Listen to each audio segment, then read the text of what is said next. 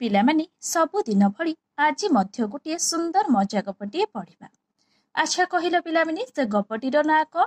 ସେ ଗପଟିର ନାଁ ହେଉଛି ମୋଟା ହାତୀ। ତ ପିଲାମାନେ ତମାନେ ଛବିରେ ଗୋଟିଏ ମୋଟା ହାତୀକି ଦେଖିପାରୁଥିବ, ଆଉ ଗୋଟେ ବିଲୁଆକୁ ମଧ୍ୟ ଦେଖିପାରୁଥିବ। ଏଇ ଗପଟି ତାହେଲେ ମୋଟା ହାତୀ ଆଉ ବିଲୁଆକୁ ନେଇକି ଲେଖା ଯାଇଛି। ତ ପିଲାମାନେ ତାହେଲେ ଏଇଟା ନିହାତି ଗୋଟିଏ ମଜା ଗପଟିଏ, ସୁନ୍ଦର ଗପଟିଏ ଅଛି। ତ ପିଲାମାନେ ଏ ଗପଟିକୁ ପଢିବା ଆଗରୁ ତମାନେ ଯଦି ଏହି ଚ୍ୟାନେଲରେ ନୂଆ ଅଛ ତାହେଲେ ଜଲ୍ଦି ଜଲ୍ଦି ଚ୍ୟାନେଲଟିକୁ ପ୍ରଥମେ ସବସ୍କ୍ରାଇବ କରିଦିଅ, ତା ସହିତ ପାଖରେ ଥିବା ବେଲ୍ ଆଇକନକୁ ଦବାଇ ଦିଅ। ତ ପିଲାମାନେ ମୁଁ ଯେତେବେଳେ ବି ଏହିଭଳି ଗୋଟିଏ ଲେଖାଏଁ ମଜା ଗପ ପଢିବି ସଙ୍ଗେ ସଙ୍ଗେ ତମାନଙ୍କ ପାଖକୁ ନୋଟିଫିକେସନ ଚାଲିଯିବ ଆଉ ତମାନେ ଘରେ ବସି ଏହିଭଳି ଗୋଟିଏ ଲେଖାଏଁ ମଜା ଗପ ଶୁଣିପାରିବ। ତ ପିଲାମାନେ ଏବେ ଆମେ ଗପଟିକୁ ପଢିବା ଆଉ ବୁଝିବା ଆଉ ଶୁଣିବା, ଦେଖିବା ଏଠି କ'ଣ ହେଇଛି ମୋଟା ହାତୀ ଆଉ ବିଲୁଆ ମଧ୍ୟରେ। ତ ପିଲାମାନେ ଏବେ ଆମେ ପଢିବା। ଦିନେ ଗୋଟିଏ ହାତୀ ଝୁଲି ଝୁଲି ଯାଉଥାଏ। ବାଟରେ ବିଲୁଆର ତା ସହ ଦେଖା ହୋଇଗଲା। ତ ପିଲାମାନେ ଦିନେ ଗୋଟିଏ ହାତୀ କ'ଣ କରୁଥିଲା ନା ଝୁଲି ଝୁଲି ବାଟରେ ଯାଉଥାଏ। ସେହି ସମୟରେ ବିଲୁଆର କ'ଣ ହେଲା ନା ସେ ହାତୀ ସହିତ ଦେଖା ହୋଇଗଲା। ବିଲୁଆ କହିଲା, ହାତୀ ଅଜା, ତୁମେ କେତେ ଭଲ ଦେଖାଯାଉଛ। ତୁମେ ବଣର ରାଜା ହେବା କଥା, ହେଲେ ତୁମେ ରାଜା ନ ହୋଇ ଏମିତି ରହିଗଲ। ତ ପିଲାମାନେ ବିଲୁଆଟି କେତେ ଚାଲାକ ଦେଖ। ହାତୀ ଦେଖିବାକୁ କେତେ ବଡ଼, ବିଲୁଆ ଦେଖିବାକୁ କେତେ ଛୋଟ। ବିଲୁଆକୁ କ'ଣ, ବିଲୁଆର ସାହସକୁ ଏଠି ମାନିବାକୁ ପଡ଼ିବ। ବିଲୁଆ ଏତେ ଛୋଟ ଜୀବ ହେଇକି ସେ ହାତୀକି ଏମିତି ପ୍ରଶ୍ନ କରୁଛି। କ'ଣ କହୁଛି ନା ହାତୀକି କହୁଛି କ'ଣ ନା, ହାତୀ ଅଜା, ତୁମେ କେତେ ଭଲ ଦେଖାଯାଉଛ। ତୁମେ ବଣର ରାଜା ହେବା କଥା, ହେଲେ ତୁମେ ରାଜା ନ ହୋଇ ଏମିତି ରହିଗଲ ଯେ, ସେଥିପାଇଁ ତୁମର ମନ ଖରାପ ହେଉନି। ତ ପିଲାମାନେ ଏଇ ଛବିକୁ ତମାନେ ଭଲ ଭାବରେ ଲକ୍ଷ୍ୟ କର।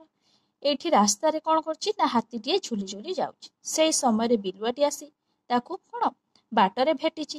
ବିଲୁଆଟି ଏତେ ଛୋଟ ଜୀବ ହେଇ ବି ସେ ହାତୀକି ନ ଡରି ତାକୁ ପ୍ରଶ୍ନ କ'ଣ ପଚାରୁଛି ନା ପଚାରୁଛି କ'ଣ, ହାତୀ ଅଜା, ତୁମେ କେତେ ଭଲ ଦେଖାଯାଉଛ। ତୁମେ କେତେ ସୁନ୍ଦର ଦେଖାଯାଉଛ। ହେଲା, ତୁମେ ବଣର ରାଜା ହେବା କଥା, ହେଲେ ତୁମେ ରାଜା ନ ହୋଇ ଏମିତି ରହିଗଲ ଯେ, ସେଥିପାଇଁ ତୁମର କ'ଣ କେବେ ମନ ଦୁଃଖ ହଉନି। ତ ପିଲାମାନେ ଦେଖିବା ହାତୀ ଏଠି ପ୍ରତି ଉତ୍ତରରେ କ'ଣ କହିଛି। ହାତୀ କହିଲା, ତୁ ଭାରି ଚାଲାକ ଜୀବ। ତୋ ମନ ଭିତରେ କ'ଣ ଅଛି ମୁଁ ଜାଣିପାରୁନି, ତଥାପି ତୋ ମନ ଭିତରେ କିଛି ନା କିଛି ଖରାପ କଥା ଅଛି। ନହେଲେ ତୁ ମତେ ଅଜା ବୋଲି କହି ମୋର ରାଜା ହେବା କଥା ପଚାରୁଛୁ କାହିଁକି। ତ ପିଲାମାନେ ହାତୀଟି ଦେଖିବାକୁ କେତେ ବଡ଼ ଆଉ ବିଲୁଆ ଦେଖିବାକୁ କେତେ ଛୋଟ। ବିଲୁଆ ଏଠି ତାର କ'ଣ ଚତୁରତା ଦେଖାଇ ସେ ହାତୀକି ଏଭଳି ପ୍ରଶ୍ନ ପଚାରିଛି। କହିଛି କ'ଣ ନା, ହାତୀ ଅଜା, ତୁମେ କେତେ ଭଲ ଦେଖାଯାଉଛ। ତୁମେ ଦେଖିବାକୁ କେତେ ବଡ଼, ଆଉ ତାପରେ ବି ତୁମେ ଜଙ୍ଗଲର ରାଜା ହେଉନ କାହିଁକି। ତାପରେ ବି କ'ଣ ତମ ମନ କେବେ ଖରାପ ହେଉନି। ଏଇଭଳି କଥା ଶୁଣିବା ପରେ ହାତୀ ବି ବିଲୁଆକୁ କହିଛି କ'ଣ ନା, ତୁ ଭାରି ଚାଲାକ ଜୀବ। ତ ପିଲାମାନେ ବିଲୁଆ ଭାରି ଚାଲାକ ବୋଲି ଆମେ ବି ଜାଣିଛନ୍ତି, ଆମେ ବି ବର୍ଣ୍ଣବୋଧ ବହିରେ ପଢିଛନ୍ତି। ବିଲୁଆ ବଡ଼ ଚତୁର, ପଇଡ଼ ଭାରି ମଧୁର। ହେଲା, ଏ କଥା ପଢିଛନ୍ତି ନା ନାହିଁ। ସେଇପରି କ'ଣ ବିଲୁଆର କଥା ଶୁଣିବା ପରେ ହାତୀ ମଧ୍ୟ କହିଲା। ତ ପିଲାମାନେ ହାତୀ ମନରେ ସନ୍ଦେହ ଜାତ ହେଲା। କ'ଣ ସନ୍ଦେହ ଜାତ ହେଲା ନା, ବିଲୁଆ ଏତେ ଛୋଟ ଜୀବ ହେଇକି ସେ ମୋ ଭଳି ଏତେ ବଡ଼ ଜୀବକୁ ଏତେ ବଡ଼ ପ୍ରଶ୍ନ ପଚାରୁଛି। ସେଥିପାଇଁ ସେ ଆଉ ଡେରି ନ କରି ବିଲୁଆକୁ କହିଲା। କ'ଣ କହିଲା ପିଲାମାନେ ନା, ତୁ ଭାରି ଚାଲାକ ଜୀବ। ତୋ ମନ ଭିତରେ କ'ଣ ଅଛି ମୁଁ ଜାଣିପାରୁନି, ତଥାପି ତୋ ମନ ଭିତରେ କିଛି ନା କିଛି ଖରାପ କଥା ଅଛି। ନହେଲେ ତୁ ମତେ ଅଜା ବୋଲି କହି ମୋର ରାଜା ହେବା କଥା ପଚାରୁଛୁ କାହିଁକି। ତ ପିଲାମାନେ ସେଇଠୁ ହାତୀଟି ସଙ୍ଗେ ସଙ୍ଗେ କହୁଛି, ତୋ ମନ ଭିତରେ କିଛି ନା କିଛି ଖରାପ ଚିନ୍ତାଧାରା ଲୁଚି ରହିଛି। ନହେଲେ ତୁ ମତେ ଏମିତି ଅଜା ବୋଲି ଡାକି ହଠାତ୍ ରାଜା ହେବା କଥା ପଚାରୁଛୁ କାହିଁକି। ତ ପିଲାମାନେ ହାତୀର ଏଭଳି କଥା ଶୁଣି ବିଲୁଆ କ'ଣ କହିଲା ଶୁଣିବା। ବିଲୁଆ କହିଲା, ନା ଅଜା, ମୋର ମନ ଭିତରେ କିଛି ଖରାପ କଥା ନାହିଁ, ହେଲେ ତୁମ କଥା ଭାବିଲେ ମନ ଖରାପ ହେଇଯାଉଛି। କାରଣ ତୁମେ ସବୁଠୁ ବଡ଼ ଜୀବ, ତୁମେ ଭଲ କଥା ବି କହିପାର, ତୁମ ପାଖରେ କିଛି ବି ଗୁଣ କମ୍ ନାହିଁ। ତ ପିଲାମାନେ ହାତୀ ତାକୁ ଏଭଳି କଥା କହିବା ପରେ ବିଲୁଆ ଆଉ ଡେରି ନ କରି ହାତୀକୁ କ'ଣ କହିଲା ନା, ଅଜା, ମୋର ମନ ଭିତରେ ସେମିତି କିଛି ଖରାପ ଚିନ୍ତାଧାରା ନାହିଁ, ହେଲେ ତୁମ କଥା ଭାବିଲେ ମୋର ହଠାତ୍ ମନ ଖରାପ ହେଇଯାଉଛି। କାରଣ ତୁମେ ଦେଖିବାକୁ ସବୁଠାରୁ ବଡ଼ ଜୀବ, ତୁମେ ଭଲ କଥା ବି କହିପାର, ତୁମ ପାଖରେ କିଛି ବି ଗୁଣ କମ୍ ନାହିଁ। ତ ପିଲାମାନେ ଏହିଭଳି କଥା ବିଲୁଆ କ'ଣ କରୁଛି ନା ହାତୀକୁ କହିଲା। ତାପରେ ବିଲୁଆ କ'ଣ କହୁଛି ପିଲାମାନେ ଶୁଣିବା। ତାପରେ ପୁଣି ଏଇ କଥା କହିସାରିବା ପରେ ପୁଣି ବିଲୁଆ କହୁଛି ହାତୀକୁ, କ'ଣ କହୁଛି, ତଥାପି ତୁମେ ରାଜା ନ ହେଇ ସିଂହକୁ ରାଜା ହେବାକୁ ଛାଡ଼ିଦେଲ କାହିଁକି। तो पिलामाने पुणी बिलुआ हाथी की कहूची कौन ना तुमे तुम पाखरे किछि भी गुण कम नाही, तुमे देखिबाकू बहुत सुंदर, सबुठारू देखिबाकू बड़ मध्य, तापरे भी तुमे राजा हेलरी काहेंकी, तापरे भी तुमे सिंह को राजा हेबाकू छाड़ीदेल काहेंकी। सेठू हाथी कहूची, हाथी कौन कहिला ना हाथी कहिला मोर राजा हेबाकू मन नथिला, काहेंकी जानिछु। बिलुआ कहिला अजा तुमे भाबुछ जे मु कारण जानिनी। तो पिलामाने हाथी जेमिति कहिला कौन ना मोर राजा हेबाकू मन नथिला, काहेंकी जानिछु। सेठू बिलुआ हठात कहूची कौन ना अजा तुमे भाबुछ जे मु कारण जानिनी, मते सबू जଣା अछि।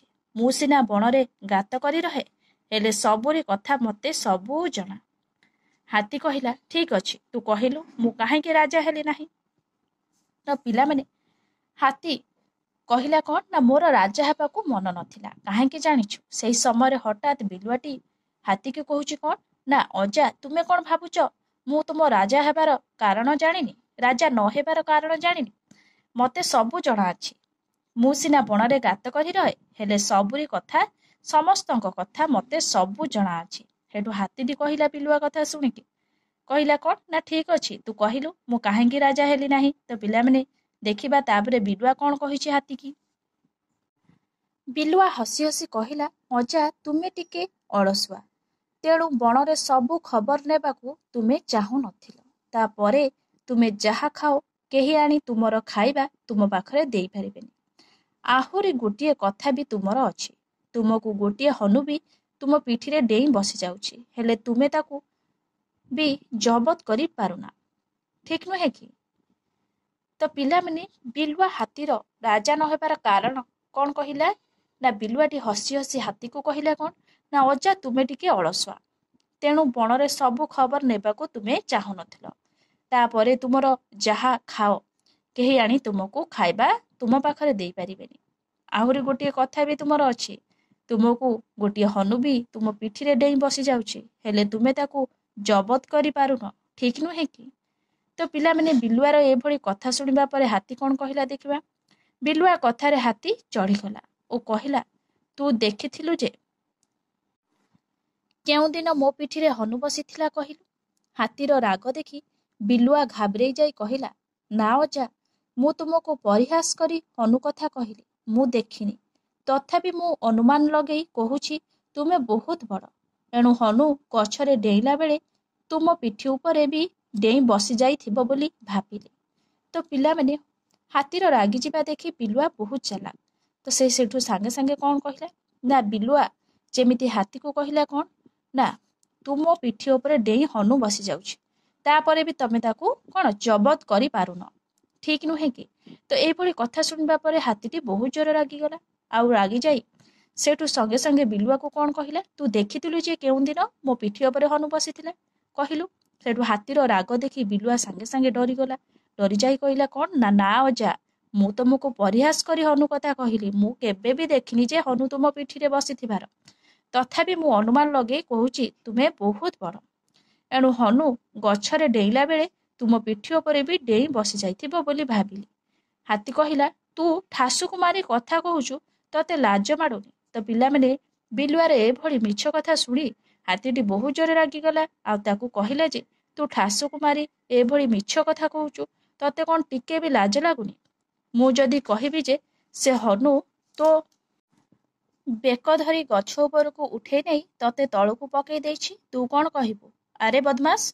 तो पिलामाने हाथीटी सेठू सांगे सांगे ताके कहुछि कौन ना मु जदि कहिबी से हनु तो बेक धरी गछ उपरକୁ उठेई नेई तते तळକୁ पकेई देइछि, तू कौन कहिबु आरे बदमाश। तो पिलामाने एई कथा हाथी काहाकू कहुछि ना बिलुआ को कहुछि। तो पिलामाने बिलुआ कौन कहिला शुणिबा हाथी कथा शुणिकी। बिलुआ कहिला अजा तुमे मते आजि जाए जानी पारेना जे मु केमितिया जीव, मो सह जिए लागिब मु ताकू एमिति पाने देईदेबी जे से मते देखी लुचिता बाटरे जीव। तो पिलामाने बिलुआ सेठू सांगे सांगे हाथी के कहुछि जे बिलुआ कहिला कौन ना अजा तुमे मते आजि जाए जानी पारिलोनी, आजि जाए चिन्हि पारिलोनी जे मु केमितिका जीव, मो से जिए थरे लागिब मु ताकू एमिति पाने देईदेबी जे से मते देखी लुचिजिब आउ ता बाटरे से चालीजिब। सेथिपाई सभ्य मते देखि चाहि कथा कहिबे, नहले मु तांकू ठेकीरे पानी पेइथिए। तो पिलामाने बिलुआ पुणी कहुछि हाथी को कौन कहुछि ना सेथिपाई सभ्य मते देखि चाहि कथा कहिबे, नहले मु तांकू ठेकीरे पानी पेइदेमी। ହାତୀ ସେଇଠୁ କହିଲା କ'ଣ ଦେଖିବା ପିଲାମାନେ? ସେଇଠୁ ହାତୀ ମଧ୍ୟ କହିଲା କ'ଣ, ତୁ ଏମିତି କରୁ ବୋଲି ତତେ ବଡ଼ ବଡ଼ ଶିକାରୀ ଜୀବ ଯେମିତି ବାଘ ସିଂହ ତତେ ଦେଖିଲେ କାଳେ ମାରିଦେବେ ବୋଲି ତୁ ଦିନରେ ତୋ ଗାତରୁ ବାହାରୁ ନାହୁଁ। ତ ପିଲାମାନେ ହାତୀଟି ମଧ୍ୟ ବିଲୁଆର କଥା ଶୁଣି ରାଗିଗଲା। ରାଗିଯାଇ କ'ଣ କହିଲା ନା, ତୁ ଏମିତି କରୁ ବୋଲି ତତେ ବଡ଼ ବଡ଼ ଶିକାରୀ ଜୀବ ଯେମିତି ବାଘ ସିଂହ ତତେ ଦେଖିଲେ କାଳେ ମାରିଦେବେ ବୋଲି ତୁ ଦିନ ବେଳେ ଗାତରୁ ବାହାରୁ ନାହଁ। ରାତିରେ ଲୁଚି ଲୁଚି ଅଇଁଠା ଖାଇ ଚଳିଯାଉ, ନୁହେଁ କି? ତ ପିଲାମାନେ ସେଇଠୁ ହାତୀଟି ମଧ୍ୟ କହୁଛି କ'ଣ ନା, ତୁ ଦିନ ବେଳା ଘରୁ ବାହାରୁ ନା, ତୁ ସେଇ ଗାତରେ ଲୁଚିକି ରହୁ, କାଳେ ତତେ ବାଘ ସିଂହ ମାରିଦେବେ। ରାତି ବେଳା ତୁ କ'ଣ ପଦାକୁ ବାହାରୁ, ଆଉ ତାପରେ କ'ଣ ଅଇଁଠା ଖାଇ ଚଳିଯାଉ। ଏଇଟା କ'ଣ ସତ ନୁହେଁ କି? ହାତୀର କଥାରେ ବିଲୁଆ ବହୁତ ଅପମାନିତ ହୋଇଗଲା। ତଥାପି ନିଜର ଅପମାନିତ ହୋଇଥିବା କଥା ଲୁଚେଇ କହିଲା, ଅଜା ତୁମେ ଜାଣିନ, ଦିନରେ ମହୁମାଛି ଗୁଡ଼ାକ ମହୁ ଆଣିବାକୁ ଗଲାବେଳେ ଯାହାକୁ ପାଇବେ ତାକୁ ମାରିବେ। ତ ପିଲାମାନେ ହାତୀଠାରୁ ଏଭଳି ଅପମାନିତ ହେବା ପରେ ବିଲୁଆ ସେଇଠୁ ନିଜର ଅପମାନିତ ହୋଇଥିବା କଥାକୁ ଲୁଚେଇ ସାଙ୍ଗେ ସାଙ୍ଗେ ହାତୀକୁ କହୁଛି କ'ଣ, ଅଜା ତୁମେ ଜାଣିନ, ଦିନରେ ମହୁମାଛି ଗୁଡ଼ାକ ମହୁ ଆଣିବାକୁ ଗଲାବେଳେ ଯାହାକୁ ପାଇବେ ତାକୁ ମାରିବେ, ହେଲେ ମହୁମାଛି ଗୁଡ଼ିକୁ କେହି ମାରିପାରିବେନି। ତ ପିଲାମାନେ ବିଲୁଆଟି କହୁଛି କ'ଣ ନା, ମହୁମାଛି ଯେତେବେଳେ ମହୁ ଆଣିବାକୁ ଗଲାବେଳେ ଯାହାକୁ ପାଇବେ ତାକୁ ମାରିବେ, ହେଲେ ମହୁମାଛି ଗୁଡ଼ାକୁ କେହି ମାରିପାରିବେନି। ତୁମେ କୁହ ନା, ତୁମକୁ କ'ଣ ମହୁମାଛି କେବେ ମାରିନେ? ରାତି ହେଲେ ମହୁମାଛି ବାହାରିବେନି। ମୁଁ ଛୋଟିଆ ଜୀବ, ମୋ ହାତରେ ମହୁମାଛି ମାରି ପାରିବିନି କି ତାକୁ ଖାଇପାରିବିନି। ତ ପିଲାମାନେ ହାତୀର ଏଭଳି କଥା ଶୁଣି ଅପମାନିତ ହେବା ପରେ ବିଲୁଆଟି ସାଙ୍ଗେ ସାଙ୍ଗେ ଗୋଟିଏ କ'ଣ ଚତୁରତାର କଥା କହିଛି ଏଠି। କ'ଣ ନା, ମହୁମାଛି ସେମାନେ କ'ଣ ମହୁ ଆଣିବାକୁ ଗଲାବେଳେ ଯାହାକୁ ପାଇବେ ତାକୁ ଦିନ ବେଳା ମାରିବେ, ହେଲେ ମହୁମାଛି ଗୁଡ଼ାକୁ କେହି ମାରିପାରିବେନି। ତୁମେ କୁହ ନା, ତୁମକୁ କ'ଣ ମହୁମାଛି କେବେ ମାରିନି? ରାତି ହେଲେ ମହୁମାଛି ବାହାରିବେନି। ମୁଁ ଛୋଟିଆ ଜୀବ ଯେହେତୁ ମୋ ହାତରେ ମୁଁ ମହୁମାଛି ମାରିପାରିବିନି କି ତାଙ୍କୁ ମାରି ଖାଇପାରିବିନି। କେବଳ ମହୁମାଛି ପାଇଁ ମୁଁ ଦିନ ଯାକ ଗାତରେ ପଶି ରହେ। ବୁଝିଲ ଅଜା?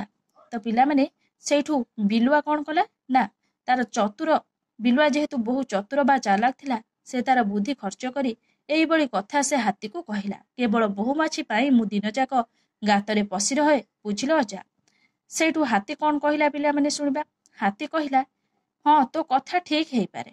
ତ ପିଲାମାନେ ହାତୀ ସେଇଠୁ କହୁଛି କ'ଣ ନା, ତୋ କଥା ଠିକ ହୋଇପାରେ।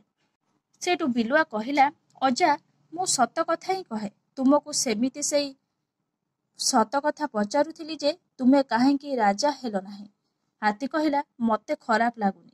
ତତେ କାହିଁକି ଖରାପ ଲାଗୁଛି ରେ ବିଲୁଆ? ତ ପିଲାମାନେ ସେଇଠୁ ବିଲୁଆ କହିଲା ଯେ, ଅଜା ମୁଁ ସବୁବେଳେ ସତ ହିଁ କହେ, ତମକୁ ସେମିତି ସେଇ ସତ କଥା ପଚାରୁଥିଲି ଯେ ତୁମେ କାହିଁକି ରାଜା ହେଲ ନାହିଁ। ତ ପିଲାମାନେ ବିଲୁଆଟି ପୁଣି ସେଇ ପ୍ରଶ୍ନ ହାତୀକୁ ପଚାରିଲା।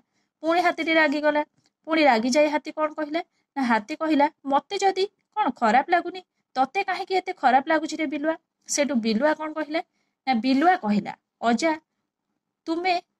ତୁମ ସହ ଟିକେ ଗପସପ କରିବା ପାଇଁ ଭାବୁଥିଲି। ମୁଁ ସବୁବେଳେ ତଳେ ଚଲାବୁଲା କରୁଛି। ମୋର ଟିକେ ମନ ଥିଲା ଯେ ତୁମ ସହ ଟିକେ ଭଲ ସାଥୀ ହୋଇଗଲେ ତୁମେ ପିଠିରେ ଟିକେ ବସି ଉଚ୍ଚରୁ ସବୁ ଆଡ଼କୁ ଦେଖିଲେ ମତେ ଭଲ ଲାଗିବ।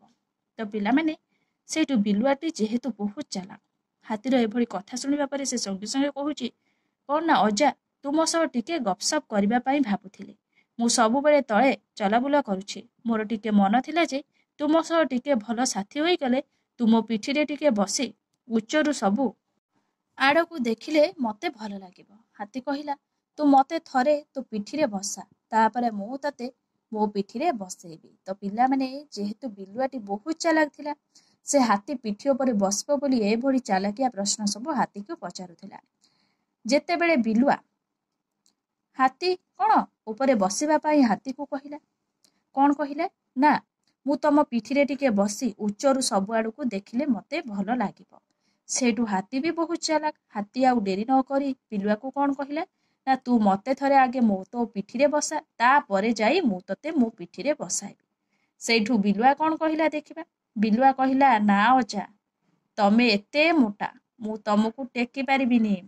ହାତୀ କହିଲା, ତୋ ଚାଲାକି ମୁଁ ମୂଳରୁ ଜାଣିଛି, ତୁ କେମିତି ସାହସ କରୁଛୁ ମୋ ପିଠିରେ ବସିବା ପାଇଁ। ତ ପିଲାମାନେ ବିଲୁଆ କେତେ ଛୋଟ ଜୀବ ହେଇକି ବି ସେ ହାତୀ ଉପରେ ବସିବା ପାଇଁ କେତେ ସାହସ କରୁଛି। ବିଲୁଆ ମୁହଁରୁ ଏଭଳି କଥା ଶୁଣିବା ପରେ କ'ଣ କରିଛି ହାତୀ ନା, ତାକୁ ପିଠିରେ ବସାଇବା ପାଇଁ ଜମା ବି ରାଜି ହୋଇନାହିଁ। से ओल्टी बिलुआ को प्रश्न करिछि कौन तू जदि मते तो पिठीरे बसेबू ताहले मु तते मो पिठीरे बसेबी। सेठू बिलुआ हठात कौन कहला ना अजा तमे एते मोटा होइछ जे मु तमको टेकी पारिबिनी।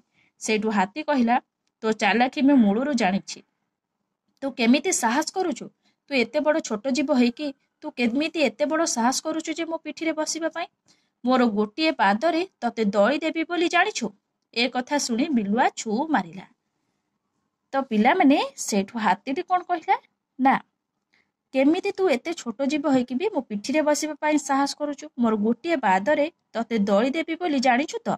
ए कथा सुनी बिलुआ डरी जाई एकाथरके छु मारिला माने कौन एका थरके से जागा छाड़ी से चलीगला।